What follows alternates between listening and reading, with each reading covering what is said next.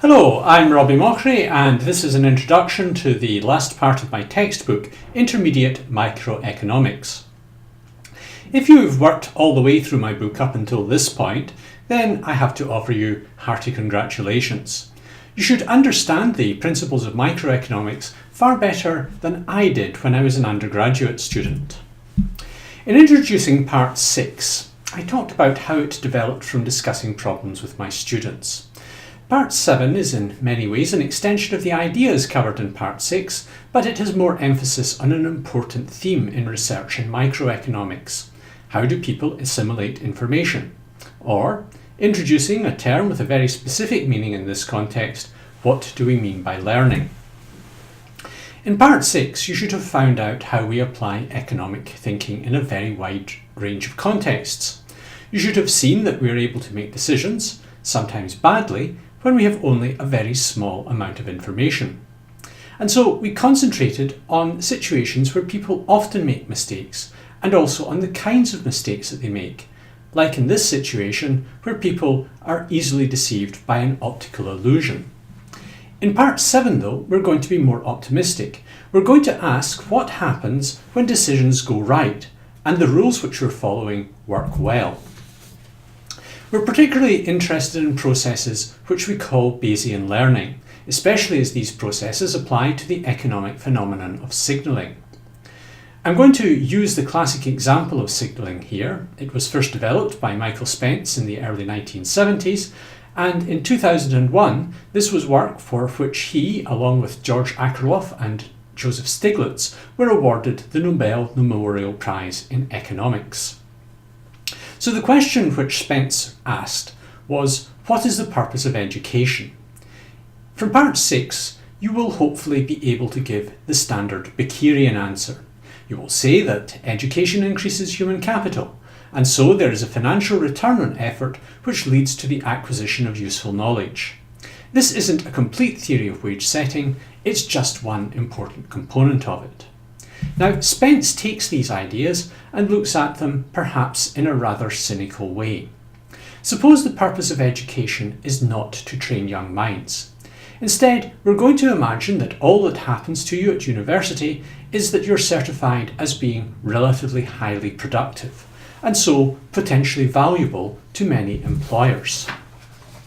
Just before we go on, you should be able to see that given these assumptions about the nature of productivity, whatever education is doing, it's not increasing people's productivity.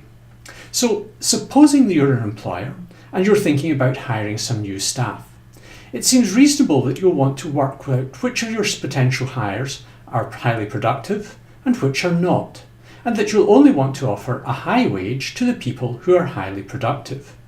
But if productivity is an unobservable characteristic, then you could be looking at people from two groups, one of whom consists of people who are highly productive and one who consists of people who are not highly productive, and you won't be able to say anything about them. This is where we assume that you can use the level of education. Suppose you know the proportion of the population which is highly productive. But suppose too that you believe that only people who are highly productive will go into higher education and get a degree. This is going to give you your baseline assessment of the probability that any candidate is highly productive. So then, scanning someone's CV, there's only one thing which interests you. Has this person already obtained a degree? Now, the woman who is on my left has a degree and the man who's on my right doesn't have a degree. Everything else is irrelevant. But when you see that you're reviewing the CV of an economics graduate, you immediately revise your assessment of the probability that this person is highly productive. Clearly, every economics graduate is going to be highly productive, and so you're now certain that this graduate is going to be a member of Group 1. That provision of probabilities from moving from the baseline assumption that anyone could be productive to the assumption that only certain people who exhibit certain attributes will be highly productive is what we call signalling. We're gleaning a whole amount of information just from one simple statement on the CV. I'll just step out from the argument just now to point out how different this is from the version of education that we've met when we've been discussing human capital. In the human capital story, people are acquiring education because that's going to increase their skills and productivity, and therefore they obtain a higher wage. In the signalling version of the story, people are again acquiring education, but this time it's simply to signal their underlying productivity and hence obtain a higher wage. So you can see that in the human capital story, education is adding value to people's abilities, whereas in the signalling story, education is simply allowing people to demonstrate their abilities. Hopefully you've already learned enough economics to see that there must be more to this story than I've already described. For education to be a good signal, then it must be the case that your beliefs are correct, so that seeing someone's education level is enough for you to infer whether or not they're a member of Group 1 and so highly productive. Now that can only be true if highly productive people choose to go to university and complete a degree, and other people just don't bother. Spence argued that while it must be true that people can acquire education, there's always going to be a cost to doing so.